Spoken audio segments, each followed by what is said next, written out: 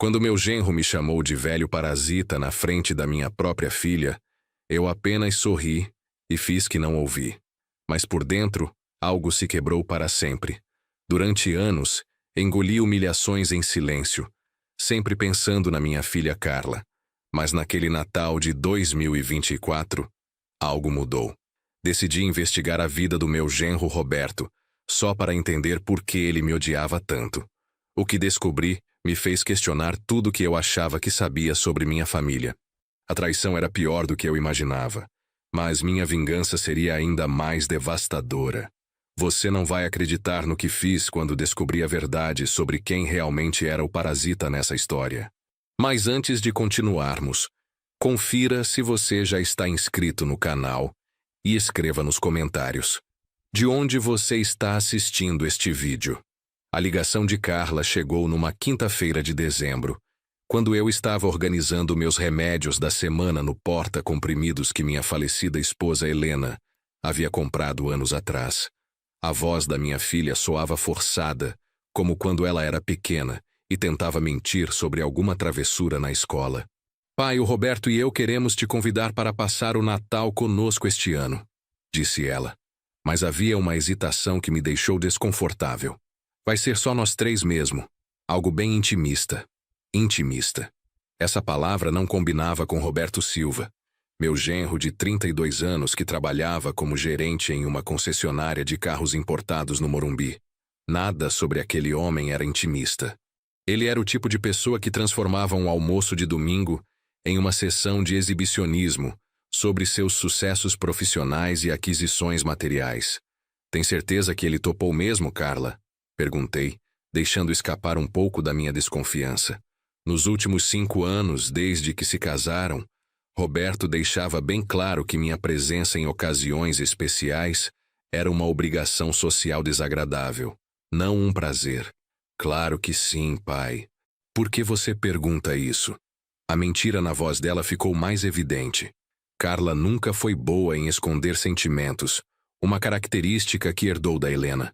Ele até sugeriu que você venha na véspera e durma aqui. Assim podemos aproveitar mais tempo juntos. Dormir na casa deles.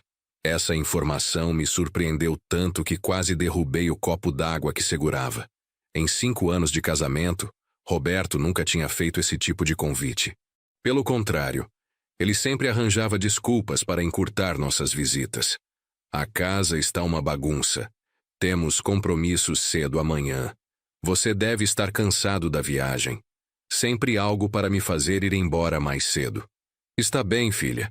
Que horas vocês querem que eu chegue no dia 24? Umas 5 da tarde está bom. O Roberto vai chegar do trabalho por volta das 6, então vocês podem se cumprimentar direito. Mais uma vez aquela hesitação estranha. E pai, tenta ser, você sabe, cordial com ele, tá? Ele anda meio estressado com o trabalho. Cordial.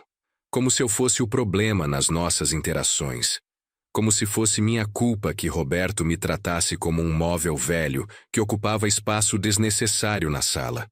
Mas concordei, porque Carla era tudo que me restava da família que Helena e eu construímos juntos. Depois que desliguei, fiquei olhando para o telefone por alguns minutos, tentando entender o que havia de diferente naquela ligação. Conhecia minha filha bem o suficiente para saber quando algo a incomodava, e estava bem claro que aquele convite não havia partido da boa vontade do Roberto. Sentei na minha poltrona preferida, a que Helena e eu compramos na antiga Mapim quando Carla nasceu, e deixei a mente vagar pelas humilhações que havia engolido em silêncio ao longo dos anos. A primeira havia sido no próprio casamento deles, quando Roberto sugeriu que eu não deveria fazer um discurso porque pessoas simples às vezes se emocionam demais e constrangem os convidados. Pessoas simples. Eu, que havia trabalhado 40 anos como técnico em eletrônica, consertando desde televisões antigas até equipamentos hospitalares. Eu, que criara a Carla sozinho, depois que Helena morreu de câncer quando nossa filha tinha apenas 15 anos. Eu, que havia pagado a faculdade particular de administração da Carla, fazendo horas extras aos fins de semana. Mas Roberto tinha diploma universitário e um emprego de gravata, Então, automaticamente isso fazia dele superior. Pelo menos era assim que ele agia. A segunda humilhação grande foi no aniversário de 26 anos da Carla. Roberto organizou uma festa surpresa e convidou todos os amigos do casal, colegas de trabalho dele, a família inteira dele. Quando cheguei com o presente que havia escolhido com carinho, um colar com pingente em formato de coração que lembrava um que Helena usava, Roberto olhou para a caixinha e disse alto o suficiente para algumas pessoas ouvirem. Ah, o senhor trouxe presente também. Que fofo. Que fofo. Como se eu fosse uma criança tentando participar de uma conversa de adultos. A terceira foi quando eles compraram o apartamento no Brooklyn. Um imóvel de 3 dormitórios que custava mais do que eu ganharia em 10 anos de trabalho. Roberto fez questão de me mostrar cada cômodo, explicando o preço de cada móvel, de cada eletrodoméstico, da decoração. Quando chegamos ao segundo quarto, comentei que ficaria legal para quando eles tivessem filhos. Na verdade, Sr. Lauro, este vai ser meu escritório, para quando eu precisar trabalhar de casa ou receber clientes para reuniões importantes. Você entende, né? Questões profissionais. O jeito como disse, você entende, deixou claro que ele achava que eu não entenderia questões profissionais de verdade. E havia dezenas de outras, pequenas humilhações que Roberto distribuía como se fossem normais. O jeito como ele sempre repetia coisas que eu falava como se precisasse traduzir para Carla. Seu pai quer dizer que achou o restaurante caro. Seu pai está querendo saber se a televisão é nova. Como se eu não fosse capaz de me expressar adequadamente. O pior era ver Carla fingindo que não percebia. Minha filha inteligente, formada, que conseguira um bom emprego numa empresa de marketing digital, se calava quando o marido me diminuía. Não por maldade, eu sabia, mas por amor ao Roberto, ou talvez por querer evitar conflitos. Cheguei no apartamento deles às 5 da tarde, em ponto do dia 24 de dezembro, carregando uma sacola com roupas para dormir e os presentes que havia comprado. O porteiro do prédio me conhecia das outras visitas e foi simpático como sempre, mas percebi que ele evitou fazer comentários sobre o Natal ou perguntar quanto tempo eu ficaria. Talvez Roberto tivesse dito algo para ele também. Carla me recebeu na porta com um abraço apertado demais, do tipo que ela dava quando estava nervosa. Usava um vestido vermelho bonito que realçava seus cabelos castanhos e seus olhos amendoados. A cópia exata da Helena quando era jovem. Mas havia algo diferente no rosto dela. Uma tensão ao redor dos olhos, como se não dormisse bem há dias. Oi, pai, como foi a viagem? Tranquila, filha. O trânsito estava até bom para uma véspera de Natal. Olhei ao redor da sala, notando que ela havia caprichado na decoração. Uma árvore de Natal grande no canto, pisca-piscas nas janelas, até uns enfeites natalinos que eu não conhecia espalhados pela mesa de centro.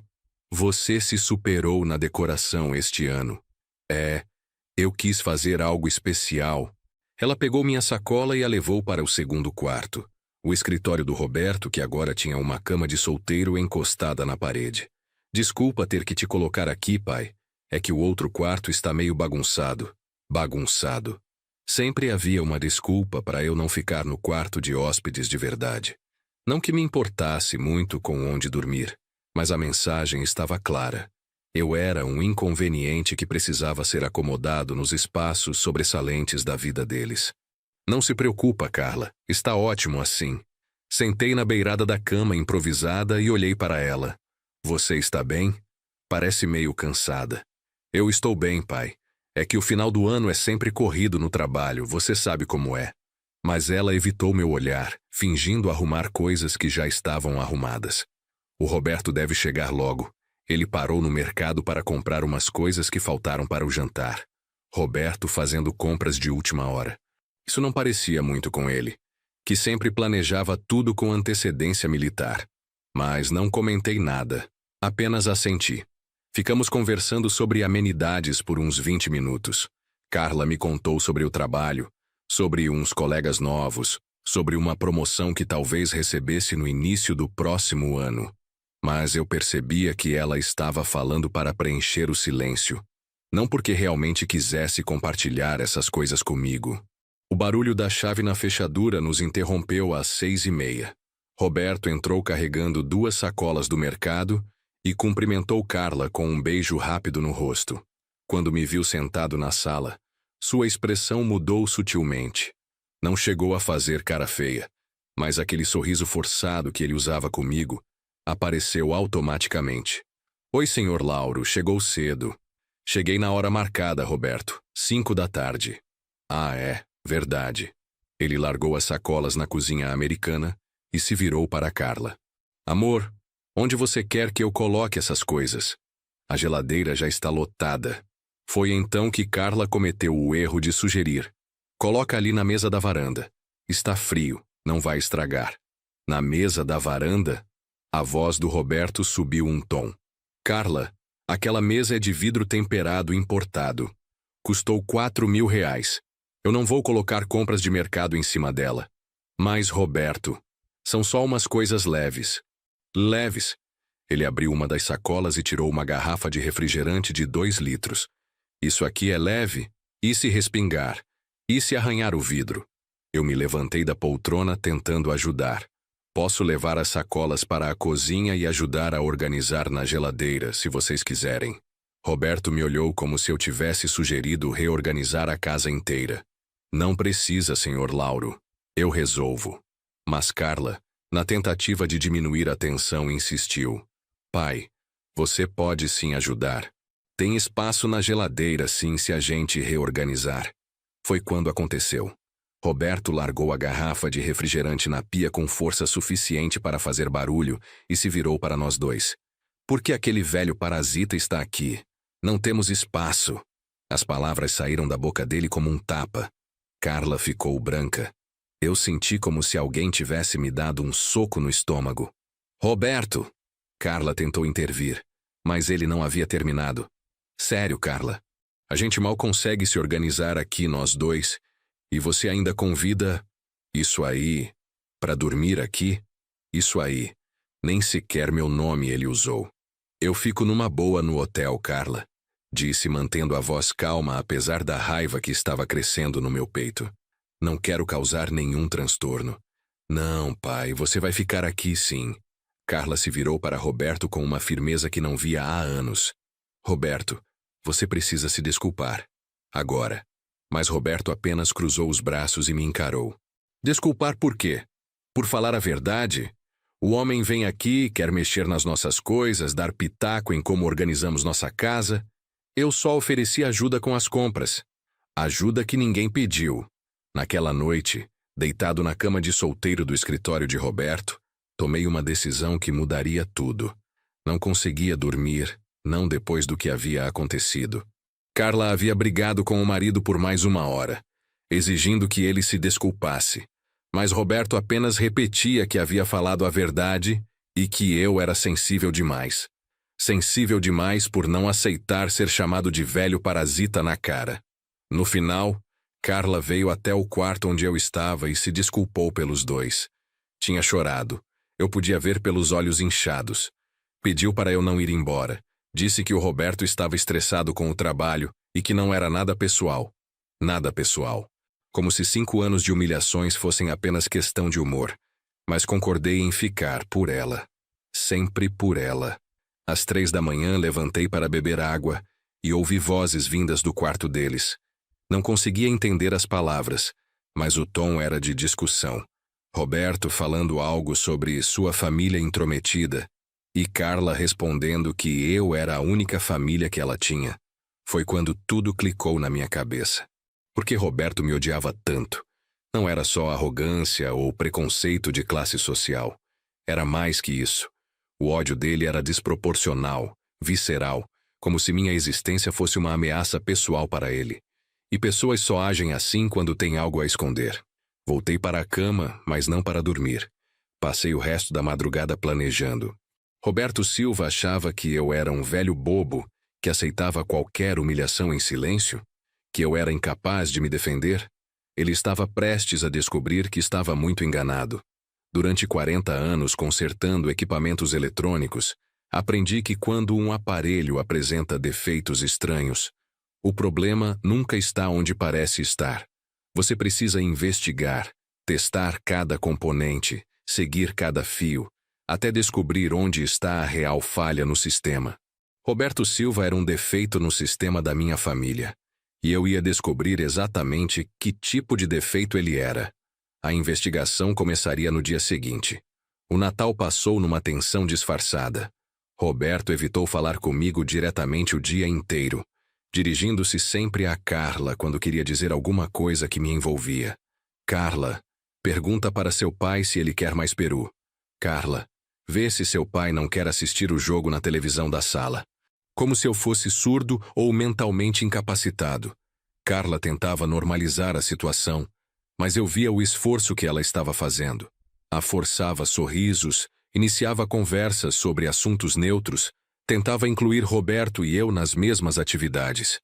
Minha filha estava fazendo o papel de mediadora na própria casa, e isso me doía mais do que todas as ofensas do Roberto juntas.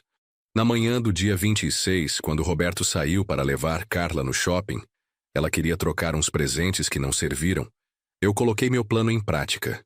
Conhecia a rotina deles bem o suficiente das outras visitas. Roberto trabalhava das 9 às 6 de segunda a sexta na concessionária. Saía de casa às 8h15 todas as manhãs, sempre no mesmo horário porque odiava atrasos. Carla trabalhava em home office 3 vezes por semana e ia até o escritório da empresa nas terças e quintas. Isso significava que às segundas, quartas e sextas, Roberto ficava sozinho por grande parte do dia, sem Carla para vigiá-lo. Mas primeiro, eu precisava entender melhor a rotina real dele. Não a versão que ele contava para Carla, mas o que ele realmente fazia durante essas 10 horas longe de casa todos os dias. Comecei no dia 2 de janeiro, uma segunda-feira. Acordei às 5h30 da manhã, tomei café e saí de casa às 7. Dirigi meu Corsa até o prédio deles e estacionei numa posição onde conseguia ver a garagem sem ser visto facilmente. Às 8h15 em ponto, Roberto saiu dirigindo seu BMW preto, modelo do ano anterior. Segui ele a uma distância segura. Não foi difícil. O trânsito matinal de São Paulo é tão lento que qualquer um consegue acompanhar outro carro sem ser notado. Ele realmente foi para a concessionária no Morumbi. Chegou às 9 em ponto, cumprimentou o segurança na entrada como quem conhece bem. Até aí, nada suspeito. O problema começou quando ele saiu para almoçar. Ao 12h30, Roberto saiu da concessionária, mas não foi para nenhum restaurante nas proximidades.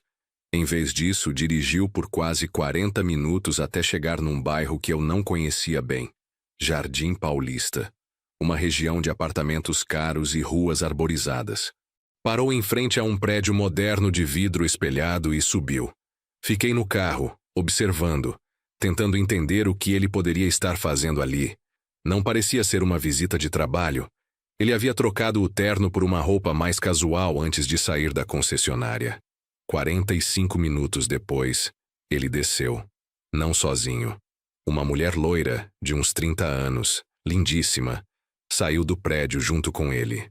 Usava um vestido azul colado e salto alto, como quem se arrumou especialmente para o encontro. Eles se beijaram na boca ali mesmo na calçada, sem nenhuma preocupação em esconder. Meu estômago revirou. Não de surpresa. Eu já desconfiava que havia algo errado. Mas ver a traição com os próprios olhos é diferente de imaginar que ela existe. Eles almoçaram num restaurante italiano caro, a 2 quadras dali. Pelo vidro, consegui vê-los conversando animadamente, rindo, se comportando como um casal apaixonado. Roberto segurava a mão dela por cima da mesa, brincava com os dedos dela, olhava nos olhos dela do jeito que não olhava para Carla há anos. Às 2h30, eles voltaram para o prédio. Roberto só saiu de lá às 4h40, com tempo justo para voltar à concessionária antes das 5. Quando chegou em casa às 6h30, cumprimentou Carla com um beijinho rápido no rosto e reclamou de como o dia havia sido cansativo, de como estava estressado com as metas do mês. Carla preparou o jantar, perguntou como tinha sido o trabalho, demonstrou interesse genuíno na vida profissional do marido. Roberto respondeu vagamente. Disse que havia sido um dia como qualquer outro, cheio de reuniões e clientes chatos. Mentiroso. Mentiroso, filho da puta. Naquela noite, liguei para Carla. Oi, pai, tudo bem? Tudo, filha. Só queria saber se você está bem. Você pareceu meio cansada no Natal. Ah, pai, eu estou bem sim. É que o trabalho está puxado mesmo. E o Roberto anda meio estressado também. Você sabe como é. Eu sabia exatamente como era. Sabia que o estresse do Roberto não tinha nada a ver com trabalho. Carla, posso te fazer uma pergunta meio estranha? Claro, pai. Você e o Roberto, vocês estão bem? Como casal, digo. Silêncio do outro lado da linha. Um silêncio longo demais para ser natural. Por que você pergunta isso, pai? Só achei vocês meio distantes no Natal. Talvez seja impressão minha. Não, pai. A gente está bem. É que... Você sabe. Casamento tem esses períodos, né? Às vezes a rotina cansa um pouco. Rotina. Se ela soubesse que parte da rotina do marido incluía almoços românticos com outras mulheres. Nos próximos 15 dias, segui Roberto religiosamente 3 vezes por semana. Sempre às segundas, quartas e sextas, quando Carla trabalhava de casa e não podia acompanhar os horários do marido de perto. O padrão se repetia de forma quase militar. Roberto chegava na concessionária às 9. Trabalhava normalmente até 12:30. Então saía para seu almoço, que durava 4 horas. Sempre no mesmo prédio, sempre com a mesma mulher loira. Na terceira semana de janeiro, resolvi descobrir quem era ela. Segui o casal até o restaurante italiano onde sempre almoçavam e me sentei numa mesa próxima, disfarçado com um boné e óculos de sol. Consegui ouvir parte da conversa deles. O nome dela era Patrícia. Trabalhava como corretora de imóveis. Tinha 32 anos e era divorciada há 2. Eles se conheceram quando Roberto foi avaliar um carro que ela queria comprar na concessionária, há mais de um ano. Mais de um ano. Isso significava que a traição havia começado bem antes dos problemas que eu havia notado no Natal. Amor, quando você vai resolver isso com sua mulher? Ouvi Patrícia perguntar enquanto cortava o salmão grelhado do prato dela. Logo, meu bem. É complicado, você sabe. Tem questões financeiras envolvidas. Questões financeiras? A voz dela ficou irritada. Roberto, você sempre fala isso. Já faz mais de 6 meses que você promete que vai se separar. Patrícia, por favor. Não vamos discutir isso aqui. Não vamos discutir nunca. Toda vez que toco no assunto, você muda de conversa. Ela largou os talheres com força. Eu estou cansada de ser a outra, Roberto. Ou você decide o que quer da vida, ou eu vou procurar alguém que me valorize de verdade. Roberto segurou a mão dela, fazendo aquela expressão de cachorro arrependido que eu já tinha visto ele usar com Carla quando chegava tarde em casa. Meu amor, você sabe que eu te amo. Você sabe que quero ficar com você para sempre. É só uma questão de tempo. Tempo para quê? Para resolver as coisas direito. O apartamento está no nome dos 2. Tem questões de bens, de família. É complicado. Patrícia suspirou, claramente cansada daquele papo. Tá bom, Roberto, mas eu não vou esperar para sempre. Depois do almoço, eles voltaram para o apartamento dela, porque obviamente era o apartamento dela, não um motel ou hotel. Roberto tinha uma amante fixa, com o endereço certo, relacionamento estabelecido. Não era uma aventura de uma noite ou um caso esporádico. Era uma segunda vida. Uma vida onde ele era o Roberto charmoso, atencioso, romântico. Enquanto em casa, com Carla, ele era frio, distante, sempre irritado. Minha filha estava vivendo uma mentira. E eu tinha provas. Voltei para casa naquela tarde com um peso enorme no peito. Sentar na minha poltrona, olhar para o retrato da Helena na estante e pensar no que fazer com as informações que tinha descoberto. Contar para Carla seria devastador. Ela amava Roberto de verdade. Sonhava em ter filhos com ele. Estava construindo uma vida baseada numa mentira. Descobrir que o marido mantinha uma amante há mais de um ano, que prometia se separar dela para ficar com a outra, que mentia todos os dias sobre onde estava e o que fazia. Isso destruiria minha filha.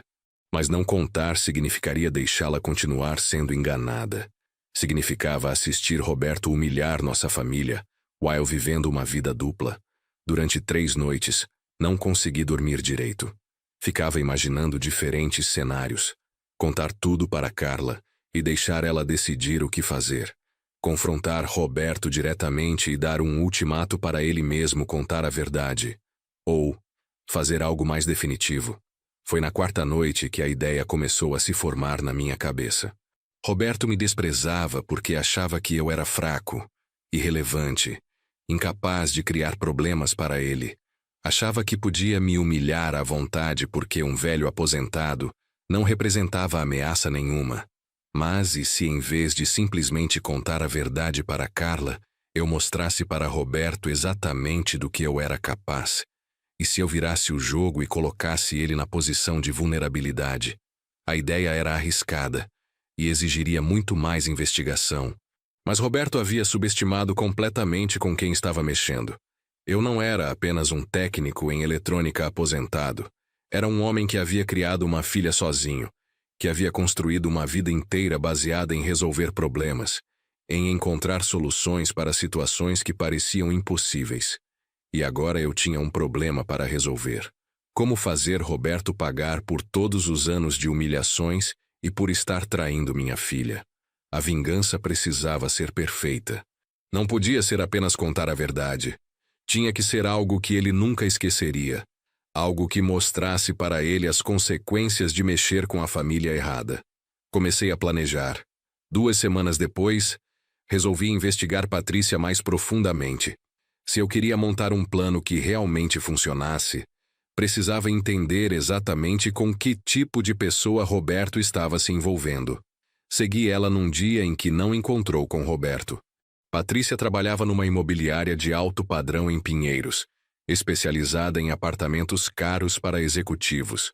O tipo de lugar onde Roberto se sentiria importante, onde ela o trataria como um cliente VIP. Fingi interesse em comprar um apartamento e marquei uma visita com ela. Disse que era viúvo, aposentado, que havia vendido uma casa no interior e queria investir num apartamento na capital para ficar mais perto da família. Patrícia me recebeu de forma profissional, mas consegui perceber alguns detalhes importantes sobre a personalidade dela durante as 2 horas que passamos visitando imóveis. Primeira descoberta: ela era ambiciosa. Falava constantemente sobre seus objetivos de vendas, sobre os bônus que recebia, sobre o apartamento novo que queria comprar em Moema. Dinheiro era claramente uma motivação forte para ela. Segunda descoberta: ela era vaidosa. Checava a aparência no reflexo dos vidros dos apartamentos, se arrumava toda vez que passávamos perto de um espelho, fazia questão de mencionar a academia que frequentava, o dermatologista que a atendia. Terceira descoberta: ela não gostava de ser questionada.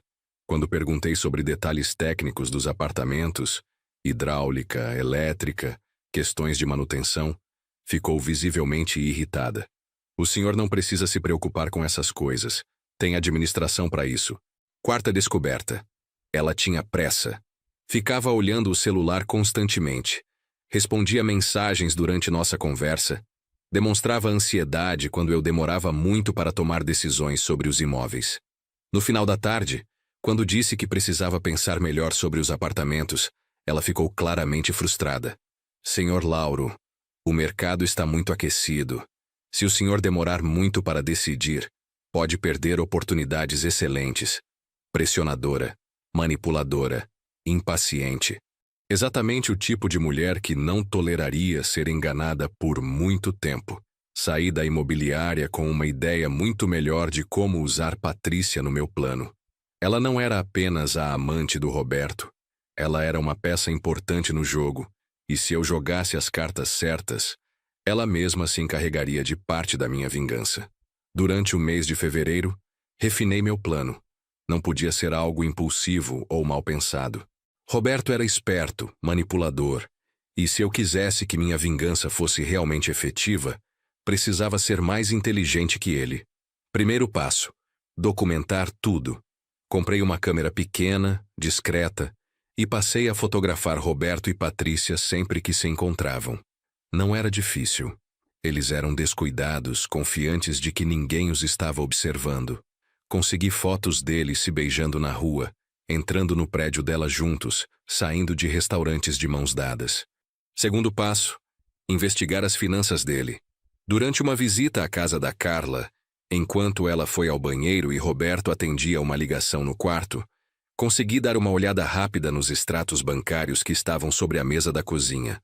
Roberto era organizado com papelada, mantinha tudo arquivado em pastas.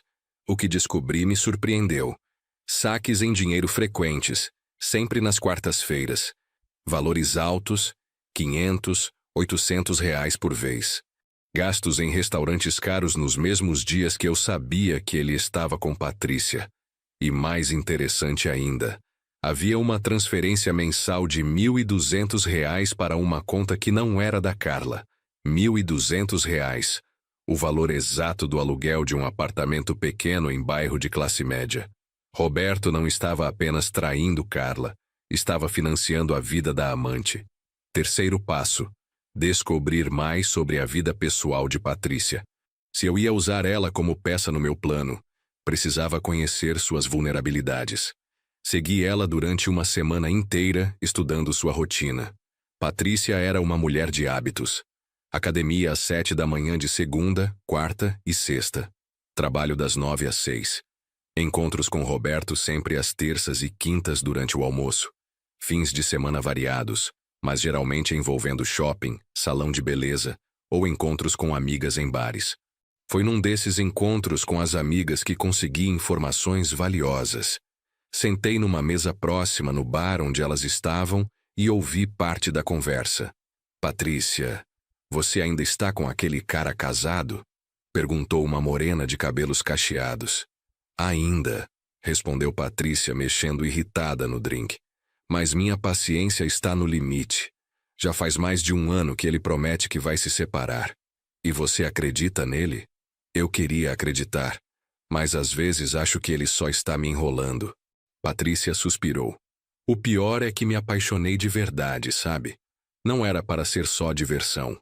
Mas ele, pelo menos, te ajuda financeiramente? Ajuda sim. Paga meu aluguel, me leva em restaurantes caros, me dá umas coisinhas de vez em quando. Mas não é sobre dinheiro, entende? Eu quero um relacionamento sério, quero me casar, ter filhos.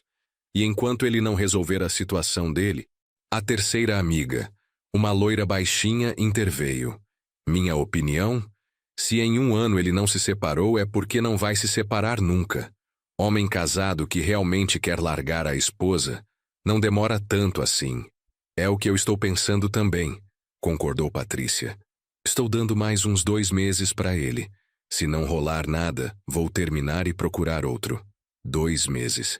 Isso me dava um prazo para trabalhar. Na primeira semana de março, coloquei a fase inicial do meu plano em prática. Liguei para a imobiliária onde Patrícia trabalhava e marquei outro encontro. Desta vez me fazendo passar por alguém interessado em vender uma propriedade. Bom dia, Patrícia. Você se lembra de mim? Lauro Pires. Estive aí há algumas semanas olhando apartamentos. Claro, senhor Lauro. Decidiu comprar algum dos imóveis que vimos? Na verdade, mudei de ideia. Resolvi vender minha casa no interior em vez de comprar aqui na capital. Ouvi dizer que vocês também trabalham com vendas de propriedades fora de São Paulo. Trabalhamos sim. O senhor quer marcar uma avaliação? Quero, mas tenho uma condição. Gostei do seu atendimento, então quero que seja você pessoalmente a cuidar da venda. É possível? Consegui ouvir a animação na voz dela. Uma casa no interior, dependendo do valor, podia render uma comissão muito boa. Claro que é possível, senhor Lauro. Quando podemos marcar a visita? Que tal na próxima terça-feira, umas 2 da tarde? Terça-feira, às 2 da tarde. Exatamente o horário em que Roberto estaria com ela no apartamento. Ah, senhor Lauro, terça-feira à tarde vai ser difícil para mim. Tenho um compromisso fixo nesse horário. Poderia ser de manhã? Ou então quinta-feira. Infelizmente só posso na terça-feira à tarde. É um horário que minha agenda fica livre. Fiz uma pausa estratégica. Mas se não der para você, posso procurar outro corretor. Não, não, deixa eu ver o que posso fazer. Ouvi o barulho de páginas sendo viradas. Provavelmente uma agenda. Sabe que é? Vou desmarcar meu compromisso. Negócios são prioridade. Perfeito. Patrícia acabava de escolher uma suposta comissão em vez do encontro com Roberto. Ótimo, Patrícia. Então está marcado. Vou te mandar o endereço por mensagem. O endereço que enviei era real.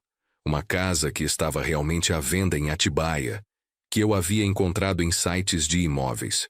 O proprietário havia autorizado visitas mediante agendamento, e eu havia usado um nome falso para marcar. Na terça-feira, às 14h, Roberto chegou ao prédio da Patrícia como sempre fazia. Eu estava estacionado na esquina, observando. Às 2h05, ele ligou para o interfone. Ninguém atendeu. Ele tentou novamente. Nada. Vi Roberto pegar o celular e discar um número. Provavelmente o dela.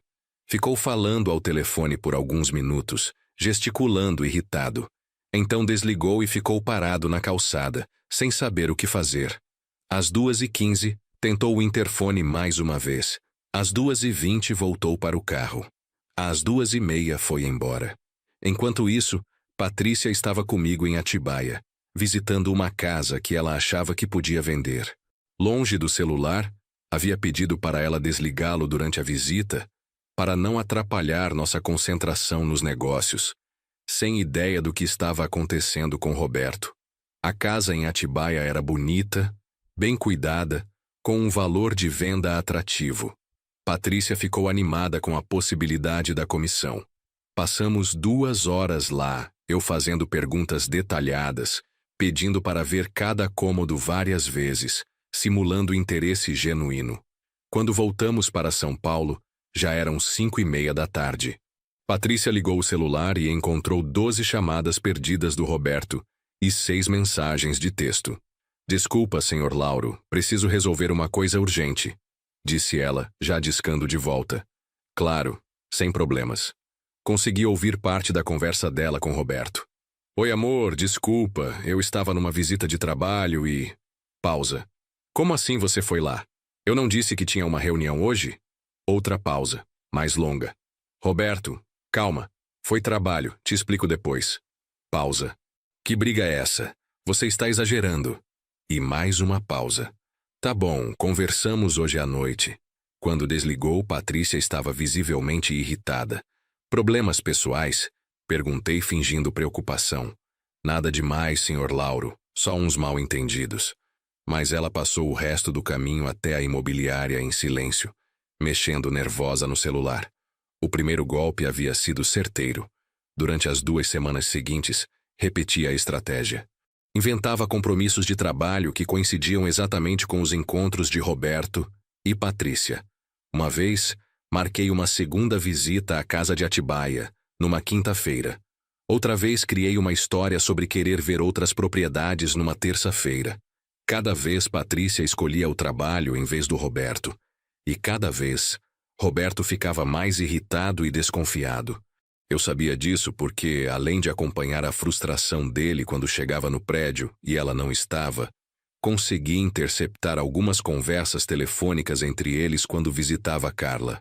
Patrícia, isso está acontecendo toda semana. Você sempre tem alguma desculpa de trabalho.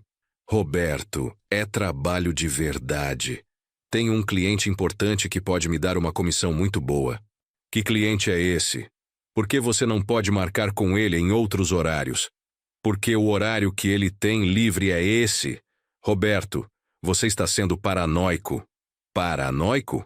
Eu marco minha agenda inteira baseada nos nossos encontros e você simplesmente some sem avisar.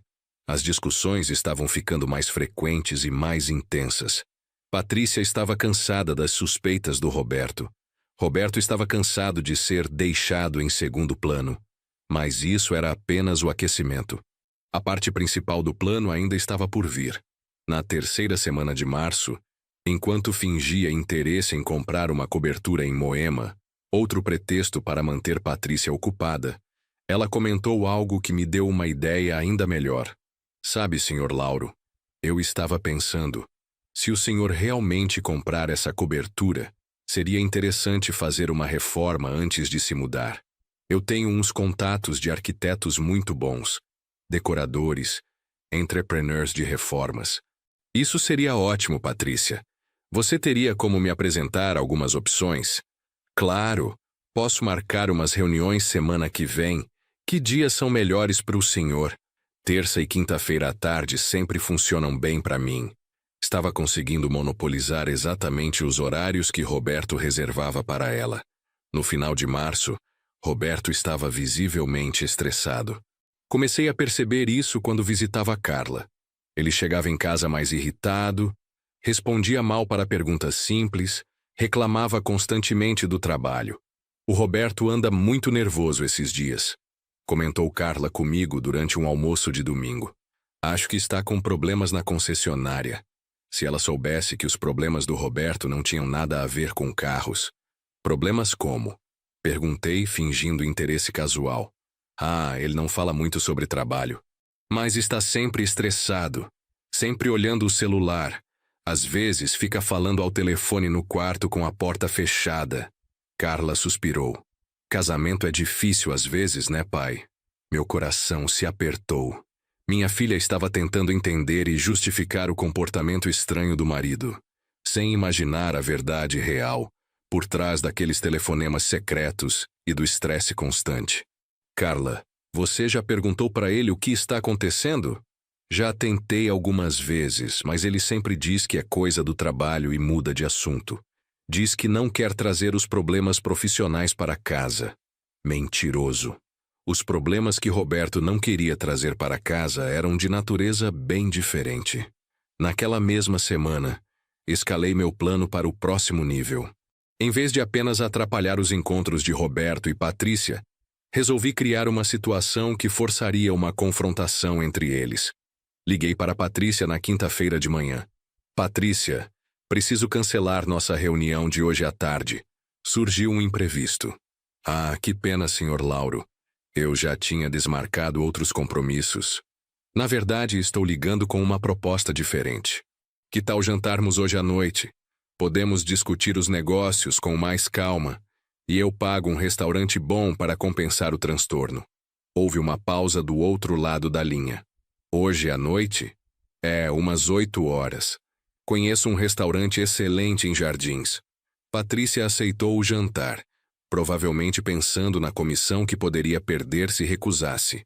O que ela não sabia é que eu havia escolhido exatamente o mesmo restaurante italiano onde ela e Roberto sempre almoçavam.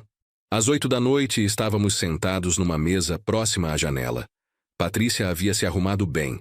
Vestido preto, maquiagem caprichada, joias delicadas. Parecia uma mulher de negócios competente, confiante. Às 8h15, Roberto entrou no restaurante. Sozinho.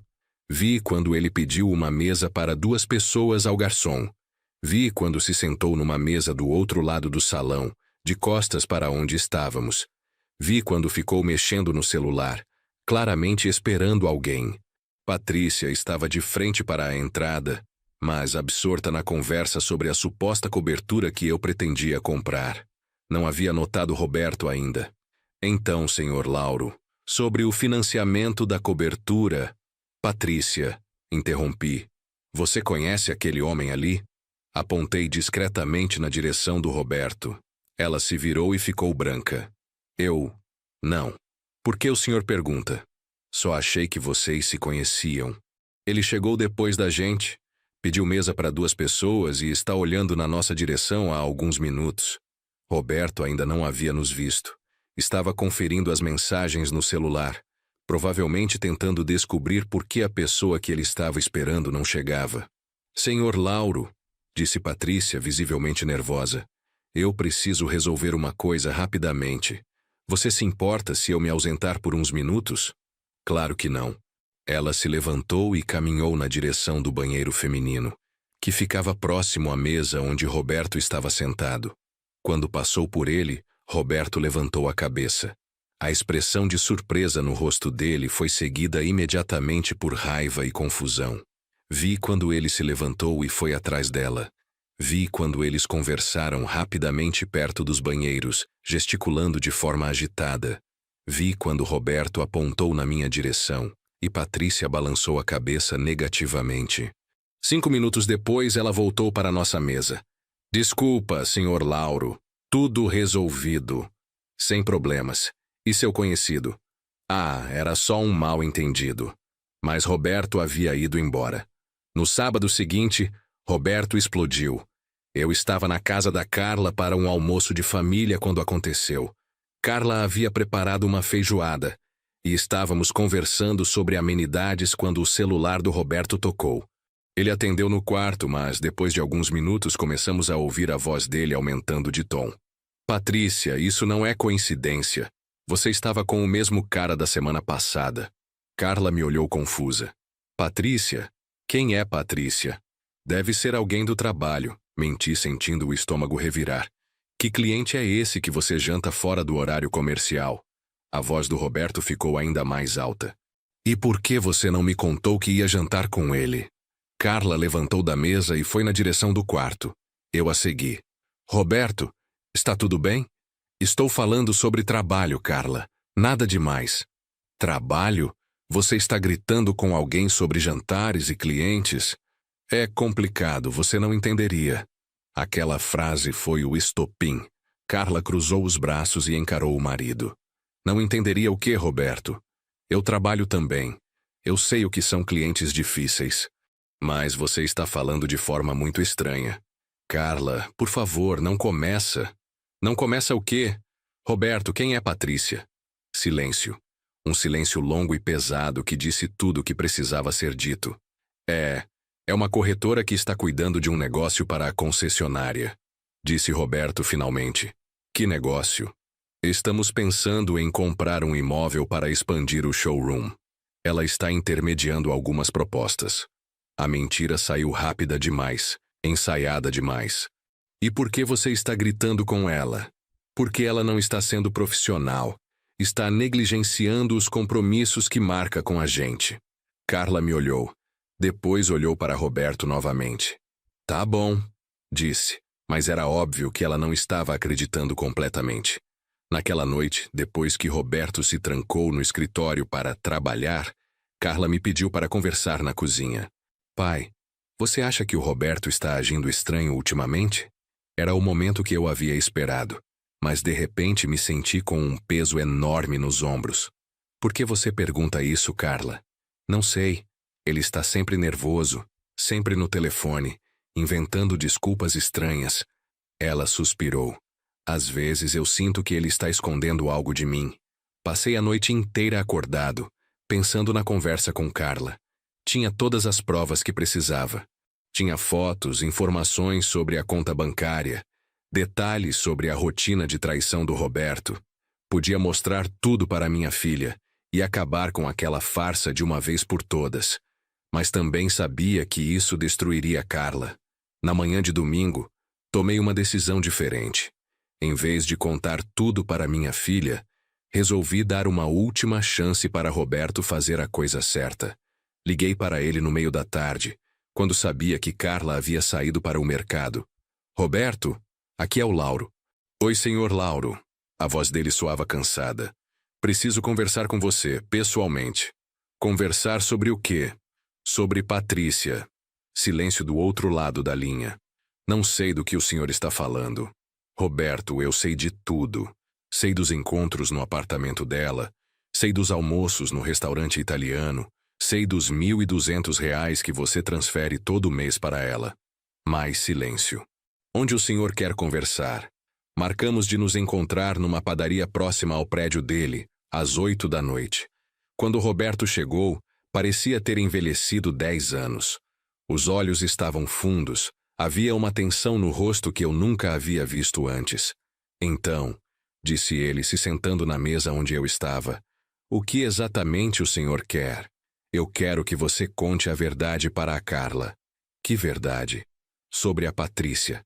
Sobre os últimos 2 anos de mentiras. Sobre o fato de que você está vivendo uma vida dupla. Roberto passou a mão pelo rosto, suspirou profundamente. E se eu me recusar? Aí eu conto para ela. E mostro as fotos. E os extratos bancários. E todos os detalhes sórdidos da sua aventura. O senhor me seguiu? Segui, durante meses. Por quê? Por que fazer isso? Foi minha vez de suspirar. Porque durante 5 anos você me humilhou, me desrespeitou, me tratou como lixo. Porque você chamou de velho parasita na frente da minha própria filha. E porque eu não vou ficar quieto vendo você destruir a vida dela. Roberto ficou em silêncio por vários minutos, mexendo nervoso no guardanapo de papel sobre a mesa. Quanto tempo você vai me dar para contar para ela? 1 semana. E se eu terminar com a Patrícia primeiro? Se eu prometer que vai acabar tudo? Roberto, isso não é sobre terminar ou não com ela. É sobre honestidade. Carla merece saber que tipo de homem ela casou. Eu amo minha esposa, Sr. Lauro. Engraçada essa forma de demonstrar amor. Ele tentou argumentar, procurar saídas, negociar prazos maiores. Mas eu fui inflexível. 1 semana. 7 dias para ele encontrar coragem de contar a verdade, ou eu mesmo contaria. Na quinta-feira daquela semana, Roberto ligou para Carla no meio da tarde e pediu para ela sair do trabalho mais cedo. Disse que precisava conversar sobre algo importante. Eu soube porque Carla me ligou às 4 da tarde, chorando. Pai, o Roberto me contou tudo. Contou o quê, filha? Sobre a outra mulher. Sobre os 2 anos de mentiras. Sobre... A voz dela se quebrou. Pai, você pode vir aqui? Eu não sei o que fazer. Quando cheguei no apartamento deles, encontrei Carla sentada no sofá da sala, com os olhos vermelhos e inchados. Roberto estava encostado na parede da cozinha, parecendo um condenado esperando a sentença. Pai, disse Carla quando me viu. Você sabia? A pergunta que eu temia. Sabia o que, Carla? Sobre a traição. Você sabia que o Roberto estava me traindo? Olhei para Roberto, depois para minha filha. Eu desconfiava que algo estava errado, mas não tinha certeza. Não era completamente mentira. Eu realmente havia desconfiado antes de ter provas concretas. Por que você não me contou suas suspeitas? Porque não queria te magoar à toa. Porque achei que se houvesse algo errado, você mesma acabaria descobrindo. Carla assentiu, secando os olhos com um lenço. O Roberto disse que quer tentar salvar nosso casamento, que vai terminar com a outra e fazer terapia de casal. Olhei para Roberto. Ele evitou meu olhar. E o que você quer fazer, Carla? Não sei, pai. Não sei mais de nada. Durante as 2 semanas seguintes, acompanhei minha filha passando pelo pior período da vida dela, desde a morte da Helena. Carla mal conseguia comer. Não estava dormindo direito. Chorava por qualquer motivo. Roberto tentava se mostrar arrependido. Comprou flores, tentou marcar jantares românticos, se ofereceu para fazer terapia. Mas Carla estava claramente perdida, sem saber se podia confiar nele novamente. Pai, ela me disse durante um almoço que fizemos sozinhos. Como você fez quando a mãe morreu? Como você conseguiu continuar vivendo? Foi muito difícil, Carla. Mas eu tinha você para cuidar. Tinha responsabilidades que me obrigavam a seguir em frente. Eu não tenho nada. Não tenho filhos. Não tenho família própria. Você tem a mim. Sempre terá. Ela chorou nos meus braços como não chorava desde criança. Eu não sei se consigo perdoar, pai. Não só a traição, mas as mentiras. 2 anos mentindo na minha cara todos os dias, fingindo que me amava enquanto estava com outra. Você não precisa decidir nada agora, Carla. Dê tempo ao tempo. Mas eu sabia, pelo que conhecia da minha filha, que a confiança havia sido quebrada de uma forma irreparável. Carla era como a Helena nesse aspecto. Quando alguém traía sua confiança, era muito difícil conquistá-la de volta. Na 3ª semana, ela tomou a decisão. Pai, vou me separar do Roberto. Tem certeza? Tenho. Não consigo mais olhar para ele sem lembrar de todas as mentiras. Não consigo dormir na mesma cama. Não consigo conversar normalmente. Não consigo fingir que está tudo bem. Roberto não aceitou bem a decisão. Tentou argumentar, implorou, até chegou a insinuar que eu havia influenciado Carla contra ele. Seu pai nunca me aceitou na família, disse ele para Carla durante uma discussão que presenciei. Tenho certeza que ele está feliz com essa situação. Roberto, não culpe meu pai pelos seus erros, respondeu Carla com uma firmeza que me orgulhou. Mas minha vingança contra Roberto ainda não estava completa. Ele havia contado a verdade para Carla, como eu exigi, mas havia omitido vários detalhes. Não contou sobre os R$ 1.200 mensais que dava para Patrícia. Não contou que havia prometido se separar de Carla para ficar com a amante. Não contou que a traição durava mais de 2 anos.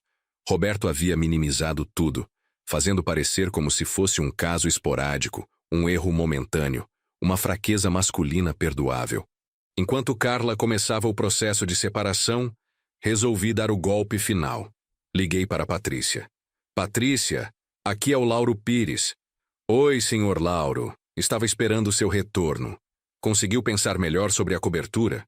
Na verdade, liguei sobre outro assunto. Sobre o Roberto. Silêncio. Que Roberto? O Roberto que você encontrava no restaurante italiano. O Roberto que te dava R$ 1.200 por mês. O Roberto que prometia se separar da esposa para ficar com você. Mais silêncio. O que o senhor quer? Quero te contar uma coisa interessante. O Roberto contou para a esposa sobre vocês dois. Contou? Contou. E sabe o que mais? Ele disse para ela que foi só uma aventura sem importância, que você não significava nada para ele, que foi só uma fraqueza momentânea que ele se arrepende profundamente.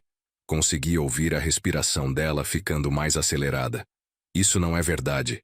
É verdade, sim. Quer mais? Ele disse para a esposa que você é que corria atrás dele, que você sabia que ele era casado desde o início e mesmo assim insistiu no relacionamento. Filho da puta, ela murmurou. Exato. E agora ele está tentando salvar o casamento, fazendo o papel de marido arrependido, enquanto você fica como a outra que destruiu um lar feliz. Mas ele me prometeu... Patrícia, homens como o Roberto não largam esposas por amantes. Eles mantêm as duas enquanto for conveniente e, quando descobertos, sempre jogam a culpa na amante. Ela desligou o telefone na minha cara. 2 horas depois da minha ligação para Patrícia, Roberto me telefonou. O que foi que o senhor fez? Gritou ele. Não sei do que você está falando. A Patrícia apareceu na concessionária feito uma louca, gritando, fazendo escândalo na frente de todo mundo. Meu chefe quase me demitiu. Ah, que pena. Foi o senhor que contou para ela o que eu disse para Carla, não foi? Roberto, eu só achei que ela merecia saber a verdade, assim como Carla merecia. E o senhor arruinou minha vida. Não, Roberto. Você que arruinou sua própria vida. Eu só ajudei a verdade a vir à tona. Ele desligou, mas eu sabia que as consequências estavam só começando. No dia seguinte, Carla me contou que Roberto havia chegado em casa completamente transtornado. Patrícia não havia apenas feito escândalo na concessionária. Ela também havia contado tudo para a esposa do chefe dele, que era cliente da imobiliária onde trabalhava. A história se espalhou rapidamente no círculo social da empresa, e Roberto virou motivo de fofoca e piadas entre os colegas. Na semana seguinte, a situação de Roberto piorou ainda mais.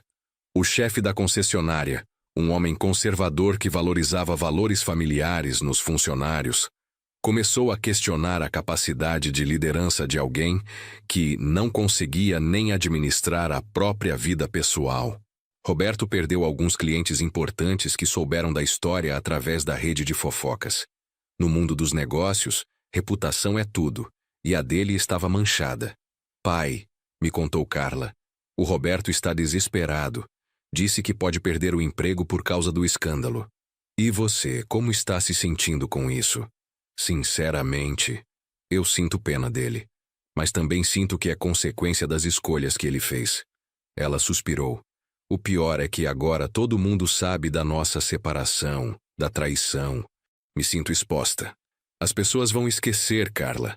Fofoca tem prazo de validade. Eu sei, mas é constrangedor.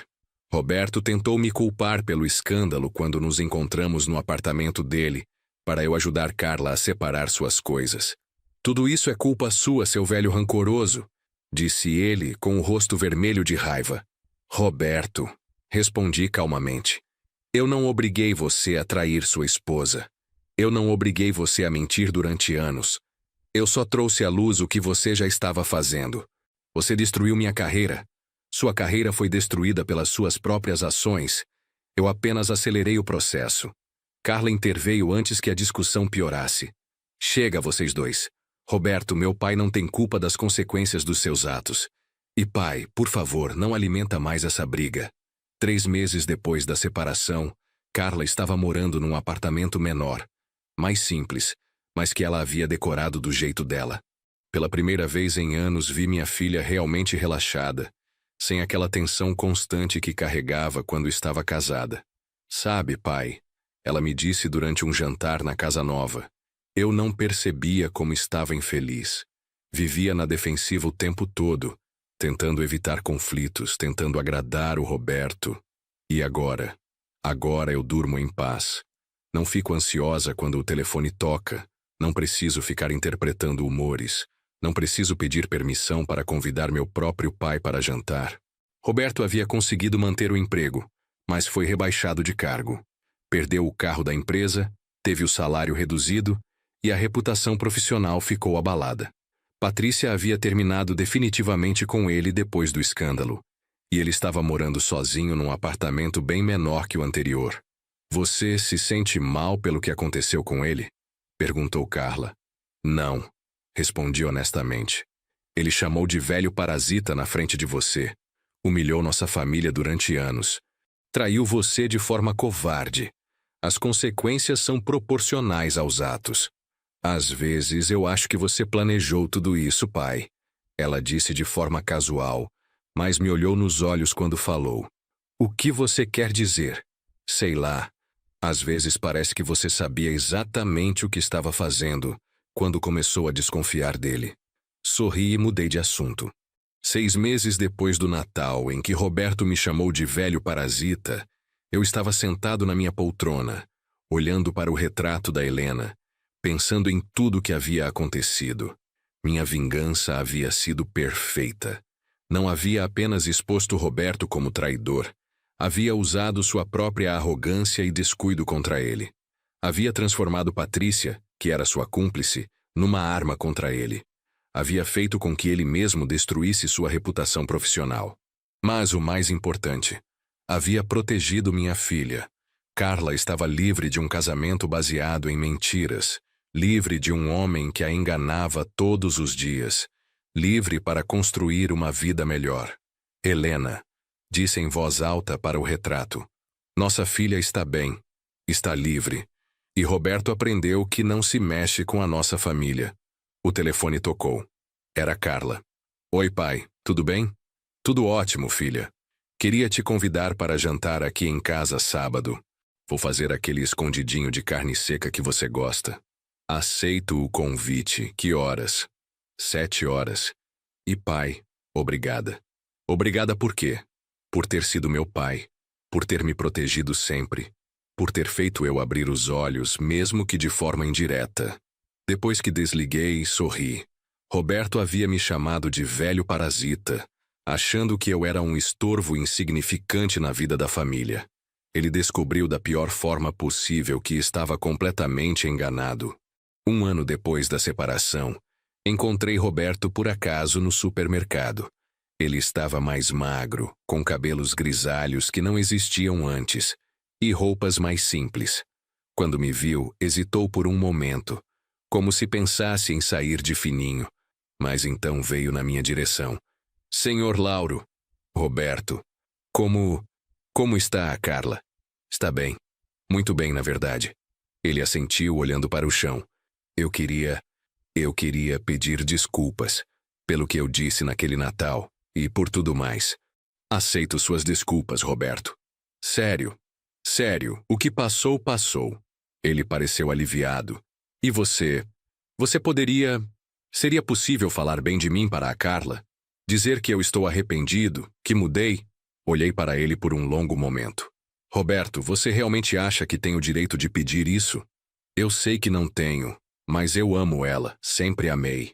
Se você realmente a amasse, nunca teria feito o que fez. As pessoas cometem erros.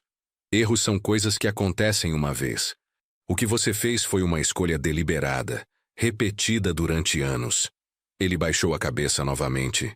Então, não há nenhuma chance? Roberto, minha filha está construindo uma vida nova. Está feliz pela primeira vez em anos. Você acha mesmo que eu vou fazer qualquer coisa que possa atrapalhar essa felicidade? Ele entendeu a mensagem. Certo. Eu entendo. Quando se afastou, caminhando devagar entre as prateleiras do supermercado, senti uma pontada de algo que não era exatamente pena, mas talvez compaixão. Roberto havia pagado um preço alto pelos erros dele, mas tinha sido um preço justo. Naquela noite, enquanto organizava algumas fotos antigas, encontrei uma da época em que Carla era pequena. Helena, Carla e eu num piquenique no parque, todos sorrindo para a câmera. Carla devia ter uns 8 anos. Estava com um vestido amarelo que Helena havia costurado para ela. Lembrei de como Helena sempre me dizia que nossa função como pais era proteger Carla, prepará-la para o mundo, mas também ser sua rede de segurança quando as coisas dessem errado. Um dia ela vai precisar da gente de verdade, Helena havia dito uma vez. E quando esse dia chegar, precisamos estar preparados para fazer o que for necessário. Esse dia havia chegado. E eu havia feito o que era necessário. Não me arrependia de nada. Roberto havia me desrespeitado, havia humilhado nossa família, havia traído minha filha de forma covarde. As consequências que ele enfrentou foram resultado direto das próprias ações. Eu apenas havia acelerado o processo de revelação da verdade.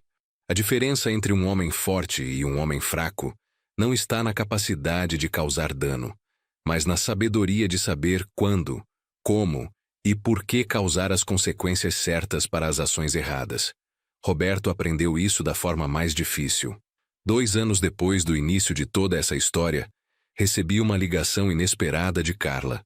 Pai, você pode vir aqui em casa hoje à noite? Tenho uma novidade para te contar. Quando cheguei no apartamento dela, encontrei um homem que não conhecia sentado na sala. Alto, moreno, com um sorriso genuíno e olhos gentis. Pai, este é o Fernando. Fernando, este é meu pai, Lauro. Fernando se levantou e me cumprimentou com firmeza, mas sem exageros. Muito prazer, senhor Lauro. Carla fala muito do senhor. O prazer é meu, Fernando. Durante o jantar, observei como Fernando tratava minha filha. Com respeito, carinho, interesse genuíno no que ela dizia. Incluía naturalmente nas conversas. Fazia perguntas sobre meu trabalho, sobre minha vida. Demonstrava curiosidade real sobre nossa família. Fernando é engenheiro civil, me contou Carla. Nos conhecemos no trabalho, numa obra que a empresa dele está fazendo para a minha empresa. E há quanto tempo vocês estão se conhecendo? 6 meses, respondeu Fernando. Mas eu quero ser honesto com o senhor. Pretendo pedir Carla em casamento em breve. Por isso ela achou importante que nos conhecêssemos melhor. Gostei da honestidade direta dele. E o que você espera de um casamento, Fernando? Parceria, senhor Lauro. Companheirismo. Construir uma vida junto. Dividir responsabilidades. Criar filhos juntos, se Deus permitir. Carla sorria de uma forma que eu não via há anos. Um sorriso leve, despreocupado, de quem está genuinamente feliz. Durante os meses seguintes, acompanhei o relacionamento de Carla com Fernando. Era completamente diferente do que havia sido com Roberto. Não havia tensão, não havia disputas de poder, não havia desrespeito. Fernando me incluía naturalmente na vida deles. Me convidava para almoços, pedia conselhos sobre coisas que eu realmente entendia, demonstrava interesse genuíno na minha opinião. Senhor Lauro, me disse uma vez, Carla me contou que o senhor criou ela sozinho depois que a esposa morreu.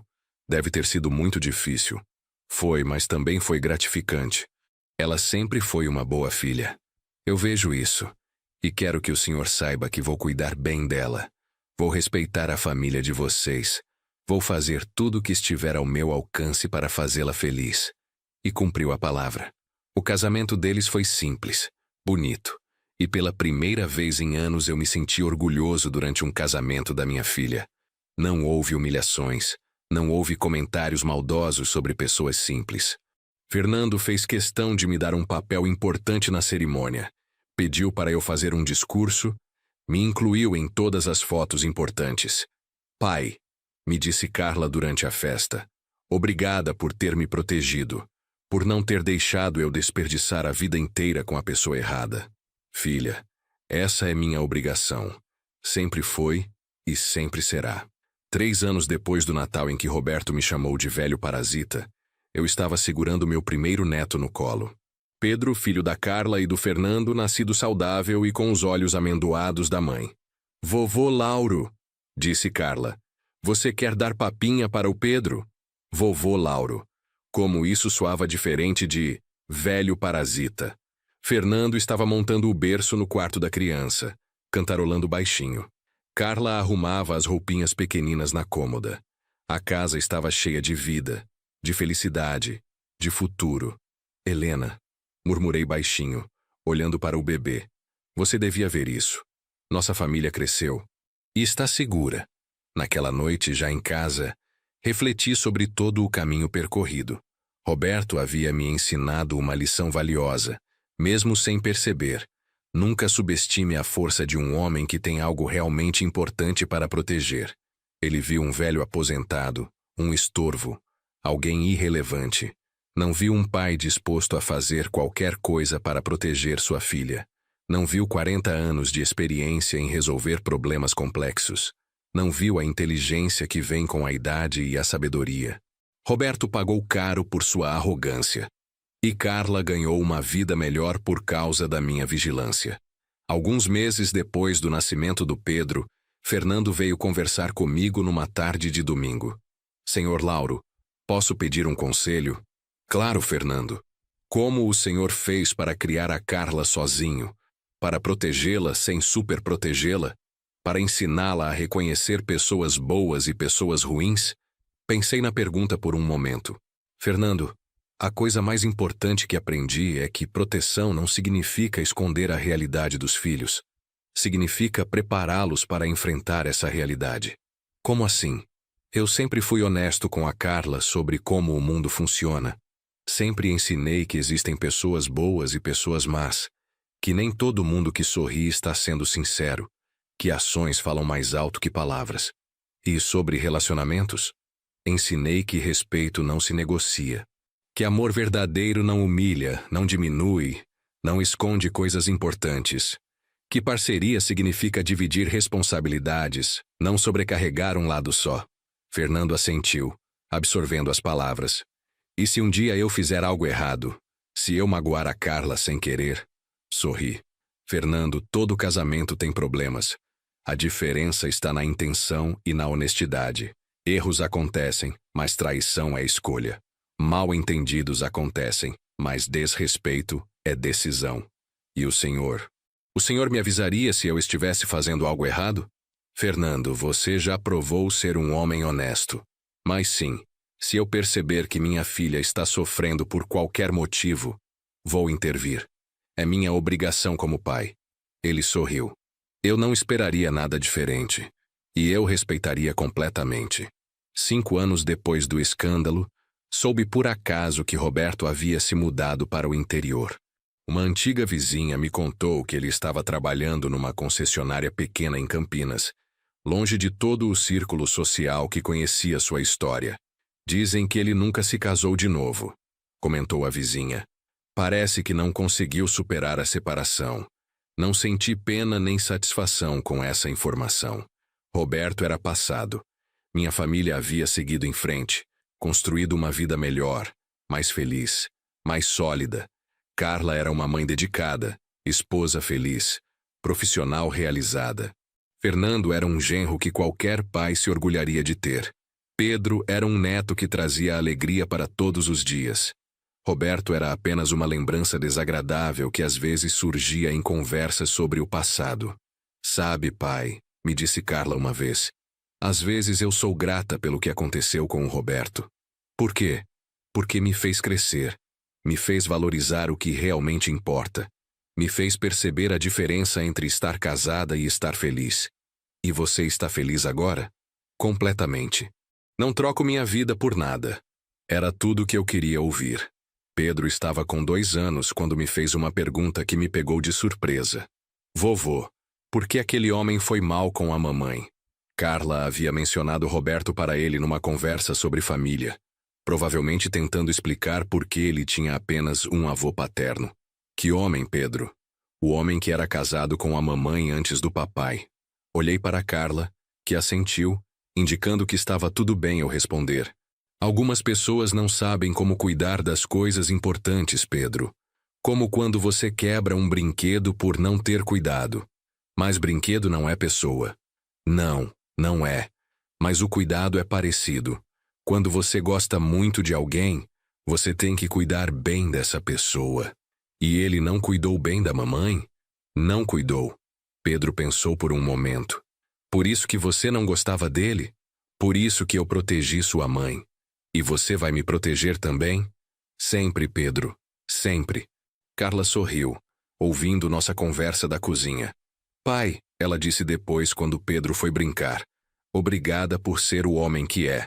Pedro vai crescer sabendo o que é ser protegido de verdade.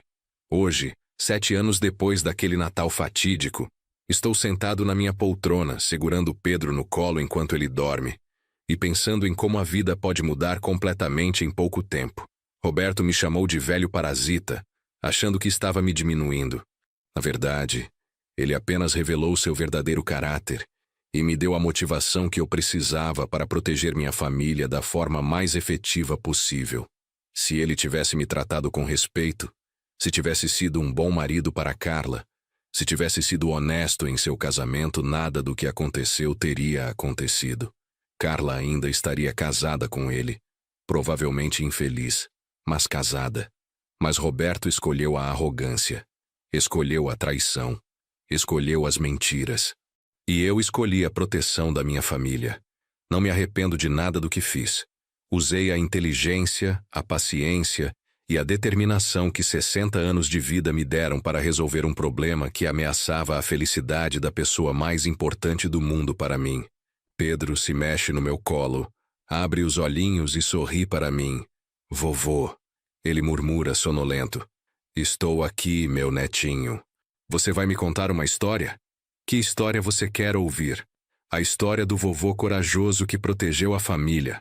Sorrio, ajeito ele melhor no colo e começo. Era uma vez um vovô que amava muito sua família. E pela primeira vez em 7 anos, conto essa história sem raiva, sem amargura, apenas como uma lição sobre como o amor verdadeiro às vezes precisa ser feroz para proteger o que mais importa. Roberto achou que estava lidando com um velho parasita. Descobriu que estava mexendo com o patriarca de uma família que não aceita desrespeito. A vingança de Lauro Pires foi completa, silenciosa, inteligente e devastadoramente eficaz. Ele provou que idade é sabedoria, que paciência é estratégia e que nunca se deve subestimar o poder de um pai protegendo sua família.